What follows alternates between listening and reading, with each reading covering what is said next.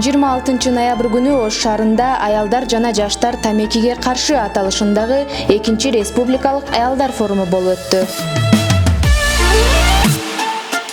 Иш-чарага Кыргыз Республикасынын аялдар кеңешинин төрайымы Айнуру Алтыбаева баштаган Ош, Жалал-Абад, Баткен шаарларынын жана жогорку окуу жайларынын аялдар кеңешинин төрайымдары, студенттери катышты. Төрайым аталган форумду 2021 жылдын 15 сентябрында Кыргыз Республикасынын жарандарынын ден соолугун тамекини, никотинди керектөөнүн кесепеттеринен жана айланадагы тамеки түтүнүнүн аэрозолдун таасиринен коргоо жөнүндөгү жарлыктын негизинде өтүп жатканын белгилейт. Бул мыйзам күчтүү мыйзам болду. Дагы айтып коеюн, ушул мыйзам ВОЗдун премиясын алды. То есть Кыргызстан өзүн ушул мыйзам үчүн, күчтүү мыйзам үчүн. Анткени бул ал ичинде дагы жаңы чыккан электронный сигареттер, анан кийин кальяндарга, снюстарга бүт ушу мындай контролду кыла турган жакшы мыйзам болуп, ушу ВУЗдун премиясын да алды.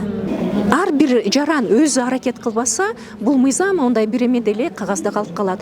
Форумдун жүрүшүндө жаштар тамекиге каршы аталышындагы сүрөт көргөзмөсү коюлуп, аны улай пленардык отурумда эксперттер баяндамаларды жасашты. Мында Бириккен Улуттар уюмунун бүткүл дүйнөлүк саламаттыкты сактоо уюмунун кызматкери Алина Алтымышева баш болгон бир топ эксперттер ден соолук, элдин саламаттыгы, тамекисиз жашоо тууралуу өз докладдарын коргошту.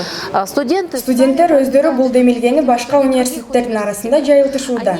Бишкекте буга чейин 12 ири университет өзүн тамекисиз аймак деп жарыялаган. Ал эми бүгүн бул кыймыл Кыргызстандын түштүк аймагында башталды.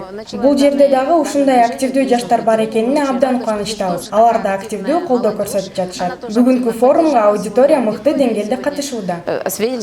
Пленардык отурумдун экинчи бөлүгүндө катышуучулар лидер айымдардын жана түштүк аймактын аялдар кеңеши коомдук бирикмесинин мүчөлөрүнүн баяндамаларына күбө болушту. Форумду Ош шаарындагы жогорку окуу жайларынын аймагын чылымдын түтүнүсүз аймак деп жарыялоо менен жыйынтыкташып, жаштар арасында жана коомдо тамеки колдонуучулардын санын азайтууга аракеттерди жасап баштоону белгилешти. Пока, к сожалению, ситуация очень страшная в Кыргызстане, так как у нас